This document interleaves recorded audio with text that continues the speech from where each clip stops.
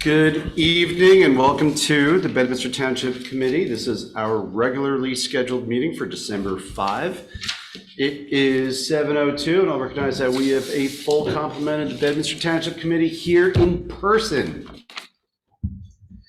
Ms. Ray, may we please have the Open Public Meetings Act statement?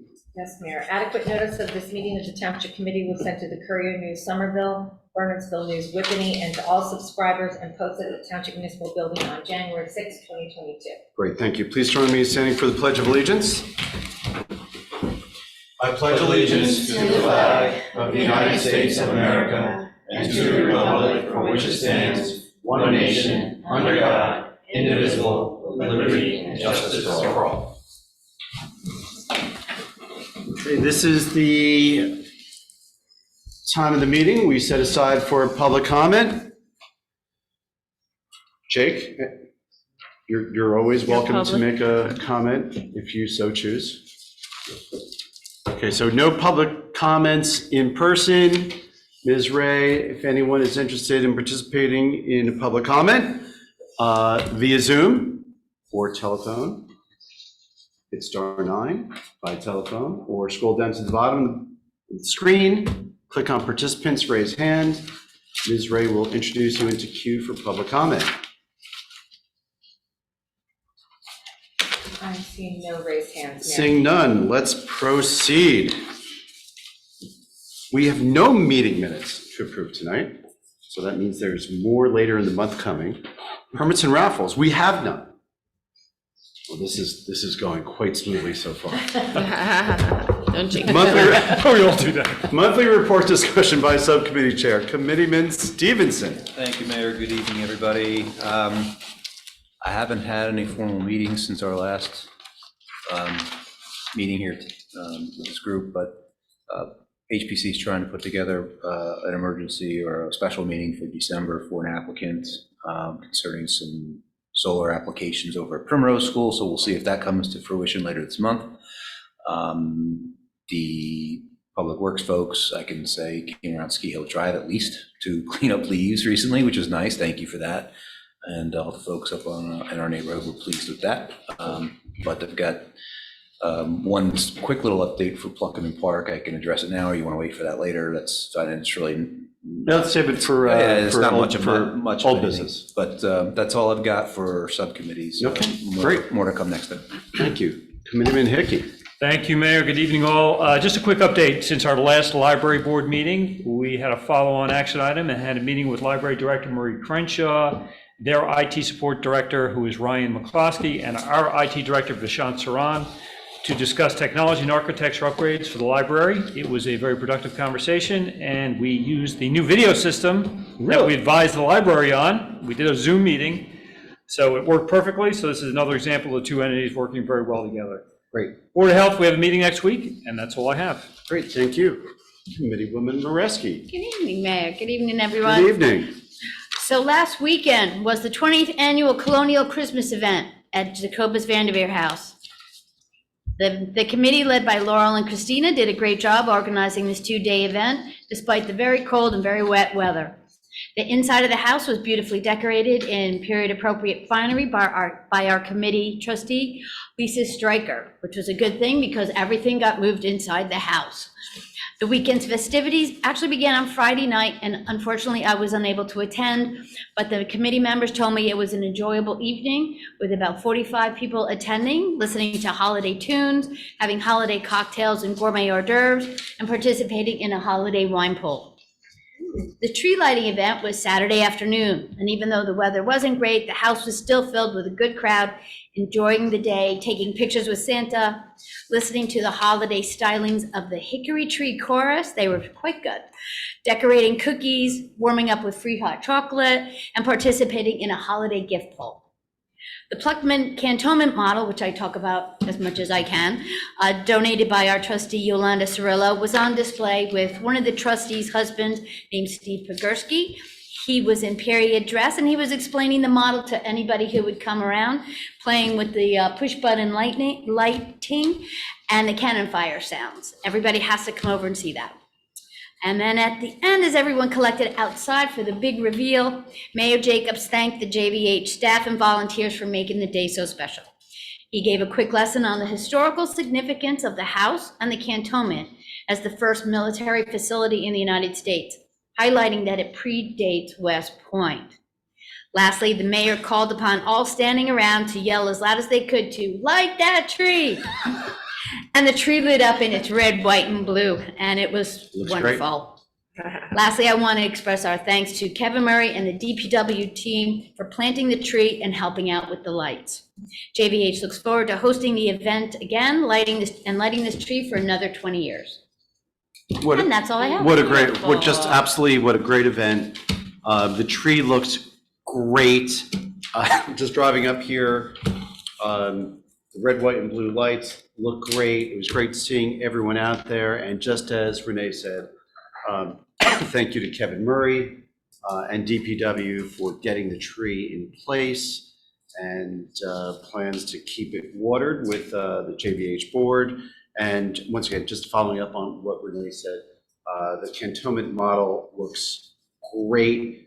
I've asked a number of folks there because I'm still trying to visualize where the actual Pluckerman cantonment would have been, was in Bedminster. And, luckily, Renee was there to explain to me that it would have been situated near Artillery Park, probably right around Wren Lane. Yep. And, right back there, it would have been set up, and you can go to the JVH house and see that model and imagine that's what the hill would have looked like during that time period. So it's really interesting. The JVH board and the officers did a great job. The decorations, just as you said, the interior of the house looks fantastic. Lisa did a great job. Santa was there. Santa was there. Yeah, so I don't know which Santa was over at Bernardsville or in Far Hills. Wasn't the real Because I think Santa. the real Santa was No. in Bedminster. So once again, Renee, great job in everything you do there, and it looks great. Thank you. Committee Woman Fernandez. Thank you, Mayor. I have had no formal updates, so no formal meetings, so I have no formal updates, so I'll catch you next time. Okay, great. So Land Use Board, there was an approval for a tennis court on the western side of Bedminster. There's no Land Use Board meeting this week. There's nothing on the agenda. And Farmers Market. So Colin and I had a very rainy Saturday. Yeah. But we still had loyal customers coming out in the rain, remarking on the volunteers that were there. We were wet, but it was still a really nice day. And this Saturday is the last day of the season for the Bedminster Farmers Market. So come on out. It is not going to be raining. It might be a little chilly, but it's not going to be raining. So all your favorite vendors will be there. So come on out and join us. And that's all I have for my subcommittee reports. Ms. Ray, may I please have the administrator's report? Sure, I'll be brief. We are trying to schedule a shared court meeting for the end of this year. We have to address the security plan, and our agreement is due for renewal. Should have some progress on that very shortly. Working as well on the shared sewer with the shared sewer agreement, and preparing for 2023 budget prep. Okay, great. So we don't have any public hearings or for ordinances scheduled tonight, but we do have 3 ordinances that seem to be of a routine nature to introduce. First is ordinance number 2022-014, and this ordinance authorizes the funding of a 2022 capital project for street lighting upgrades in an amount of $25,000. If this ordinance is introduced, the public hearing will be scheduled for December 19, 2022 at 7 p.m. in these chambers. Questions or comments before we take a motion to introduce? Seeing none, pretty self-explanatory. It's for street lighting upgrades. Take a motion to introduce ordinance number 2022-014. So moved. Second? Roll call vote, please. Mr. Stevenson? Aye. Mr. Hickey? Aye. Ms. Moreski? Aye. Ms. Fernandez? Aye. And Mayor Jacob? Aye. Thank you. Second ordinance is ordinance number 2022-015. This ordinance authorizes funding of a 2022 capital project for HVAC upgrades in an amount of $50,000. If this ordinance is introduced, the public hearing will be scheduled for December 19, 2022 at 7 p.m. Robin, quick question. Is this a flat $50,000 or is this a not to exceed? So it's going to be close to 50,000. Okay. So we had set aside, it's for HVAC upgrades here at Bedminster Town Hall. We have some air handlers, their assistants and heat systems.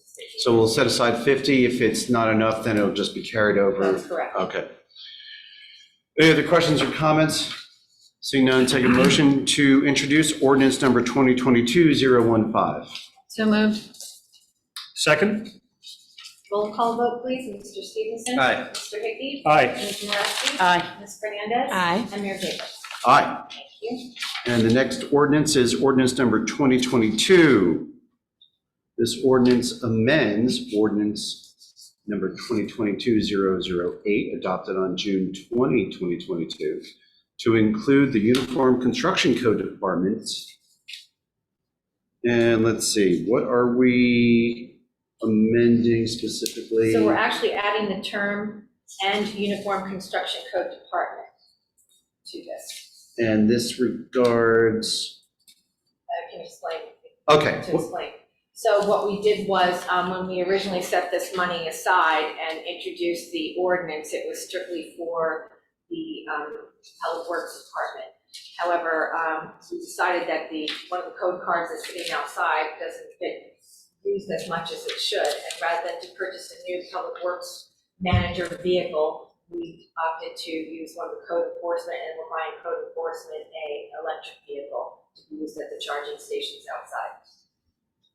Okay, And it was prescribed by the auditor that we make this amendment to our ordinance. so nominally, we're going back to the June 2022 ordinance that set aside $118,000 for appropriations, and we're including the Uniform Construction Code Department as a recipient of the funds.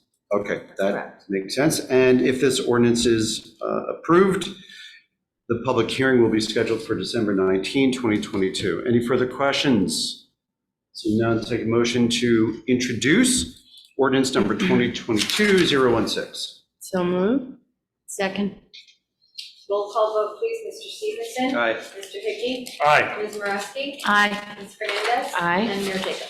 Aye. Thank you. So all three ordinances, 2022-014, 015, 016, will be scheduled for public hearing December 19th, 7 p.m. at these chambers. As I mentioned, we have no public hearings of ordinances to discuss tonight, which brings us to the consent agenda. There are 4 items on the consent agenda. These are items of a routine nature. So unless the Township Committee member wants to pull any item off for individual discussion, we will approve them as a full agenda. Any requests from the TC? Seeing none, I'll take a motion to approve the consent agenda. So moved. Second? Roll call vote, please. Mr. Stevenson? Aye. Mr. Hickey? Aye. Ms. Moreski? Aye. Ms. Fernandez? Aye. And Mayor Jacob? Aye. Thank you. We have 2 resolutions that are not on the consent agenda. First is resolution number 2022-148. This resolution appoints a permanent part-time plumbing subcode official and fire subcode official. Ms. Ray, you want to just walk us through this? Sure. Both Sean and Stephen are currently serving as temporary part-time inspectors for approximately 7 hours per week. This makes them a permanent employee of the township as a part-time code enforcement due to the resignation of Ken Rogers. Those positions remain available at this time. That's not Wozniak, Colin, right? That's no. Close, but no. Close. Okay. Any questions or comments regarding resolution number 148? I'm sorry, 148. Steve Dill is still our fire official. That's correct, this is fire Subcode. subcode for construction. Got it, just want to double check. Two totally separate. That's what I thought, just want to make sure. Yep. Seeing none, take a motion to approve resolution number 2022-148. So moved? Second. Roll call vote, please. Mr. Stevenson? Aye. Mr. Hickey? Aye. Ms. Moreski? Aye. Ms. Fernandez? Aye. And Mayor Jacobs? Aye. Thank you. And the next resolution is resolution number 2022-149. This resolution establishes the 2023 interlocal rates for DPW equipment and personnel. Ms. Ray, what are we doing here? Sure. So we have not updated these rates since 2009. And this took some time to go through and compare our rates to the current FEMA rates and the current rates charged by the county for whatever the county has that, the consortium where. The co-op? Talk about, thank you, sorry. Anyway, the co-op, thank you.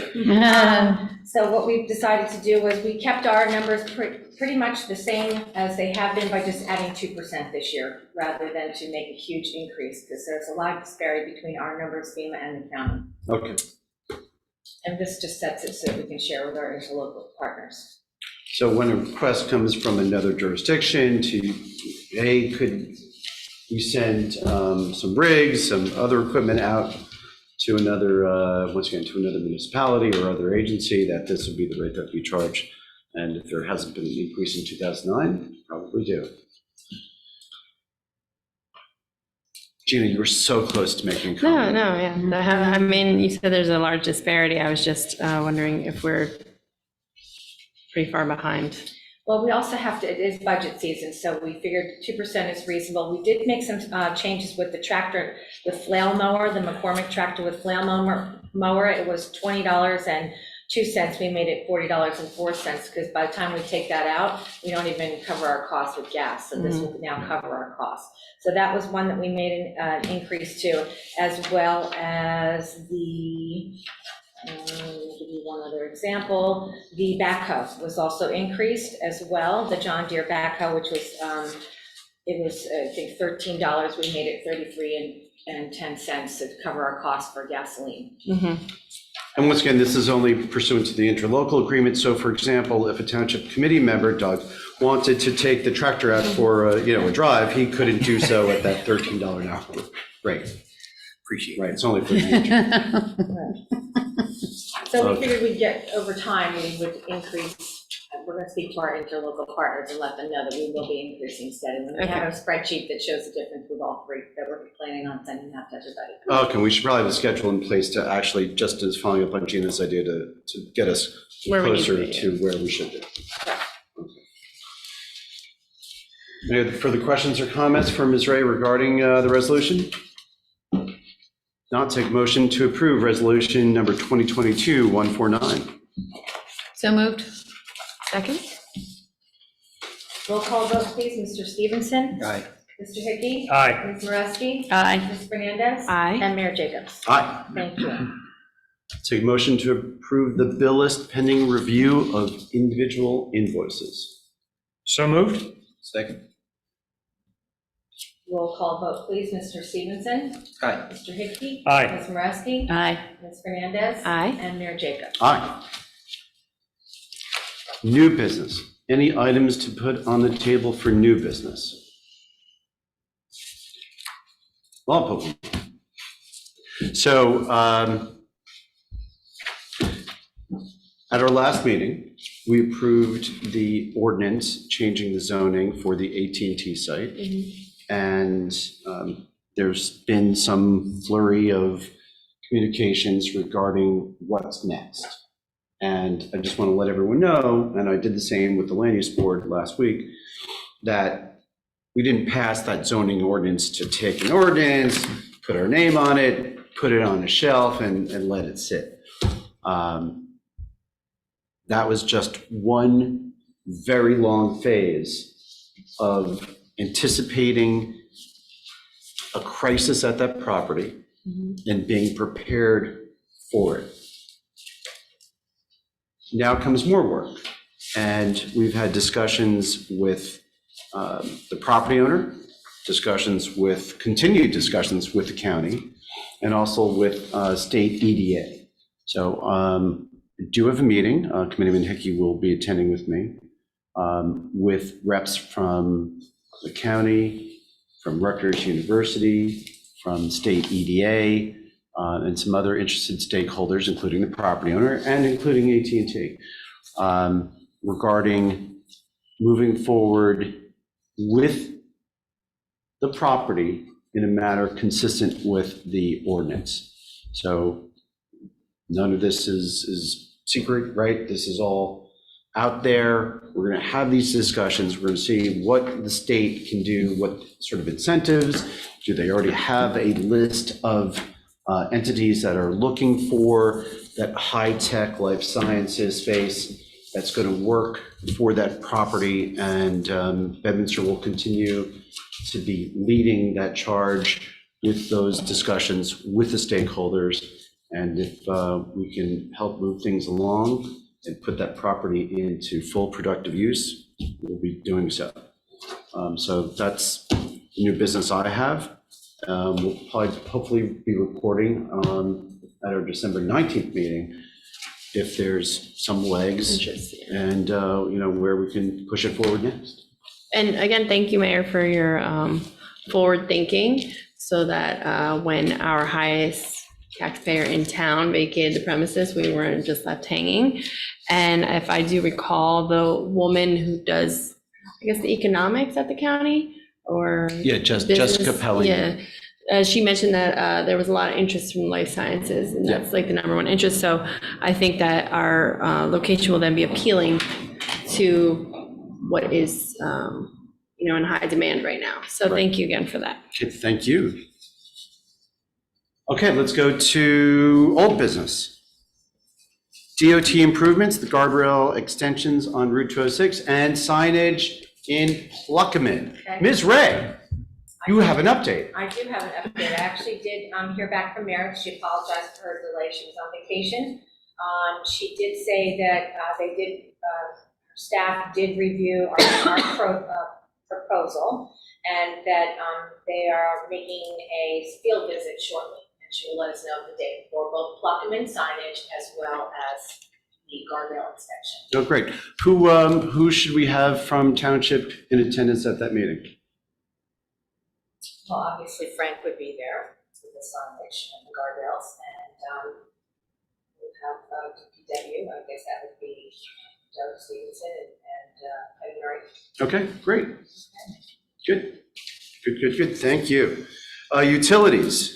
Let's see, who wants to start with utilities? I can start off with some very brief updates, Mayor. Okay. Altice, we're keeping things moving to ensure Altice is being responsive to our homeowners associations as they review the fiber upgrade agreements. I have a standing meeting now weekly, so we go through all of them and figure out where they're at. So we'll keep doing that until we're done. JCP&L, we're currently working on scheduling our municipal rep and a JCP&L reliability engineer to show up here. It'll either be later this month or our second meeting next month. And we'll be sure to get word out to the community once that date is locked down. And when it's locked down, please let Jake know. I will. So that if we're going to bring the JCP&L and talk about where they stand with all the utility improvements. Yep. And where there's still some failings. Yep. That we have attendance from the press. Absolutely, will do. Okay. That's all I have. That's it. So I will say, in discussions with Kevin Murray, Gina and Doug, the efforts for natural gas extension, they're still alive and kicking. That PSE&G is moving forward with bringing a gas main down Old Stonehouse. And they've already met with Kevin Murray, presented a plan showing where they're going to bring the line, where they're going to do some lateral cuts across the road. So and it's happening. I don't know when exactly it's going to be scheduled. Robin, I'm not sure if you have an update, but it is proceeding. And it appears that for nearly the entire neighborhood, it's at no cost to those residents because of the amount that they're Revenue credit? that they're committing. And from talking to one of the residents, that there was a $3,000 threshold. So if it was a $3,000 and below that each resident would be responsible for, they don't charge for it, and they'll just make they'll just bring the line in. So that was very encouraging, and That's awesome. sure for all the residents Yeah. on Old Stone House, that's great news. So I just want to put that up on utilities. And Doug, we'll go to Pluckman Park Housing. Yeah, so thank you, Mayor. Again, the update that I was going to say earlier, it really isn't much of one, is that Abe had contacted me just to give me the heads up that he had been out of pocket for a while, and he was going to provide, supposed to be for last Friday, but I'm sure this week, the proposal for us to chew into, invite him to, and look at. So that's, we haven't made any progress because he's been out of pocket. Okay. That's it. We do have an executive session, and there are 2 resolutions that we may be considering following the executive session. So we'll go through Township Committee comments. We'll take a motion to adjourn to executive session. We will be returning to open session, during which time we may proceed with 2 resolutions. So let's go through Township Committee comments. Start with Committeeman Stevenson. Thank you, Mayor. No comments. Mayor, I have no comments either. Nothing for me tonight, thank you. So on behalf of Good for you, Gina. On behalf of one of my neighbors on Deer Haven, I just wanted to thank Committeeman Hickey. Last meeting, I mentioned to him and showed him some pictures of the water filters that were full of dirt. And my neighbors have been in contact with New Jersey American Water to no avail. And within one day of Committeeman Hickey making a phone call, they were out at the home, and this week they replaced the water line that was had a crack in it, and now their water is running clean. And they just said that they ran a new water line last Thursday. Everything came out excellent. Thank you very much. Please tell him thank you. Thank you, Gina, appreciate it. For that, you should get to ride the tractor. Only if Doug lets me. That's great news. So thank you so much for bringing that to our attention. That's great. Thank you, Gina. I've no comments, so I'll take a motion to adjourn. It is 7:30 on the dot. So I'll take a motion to adjourn to executive session. So moved. Second. All in favor? Aye. We'll be back.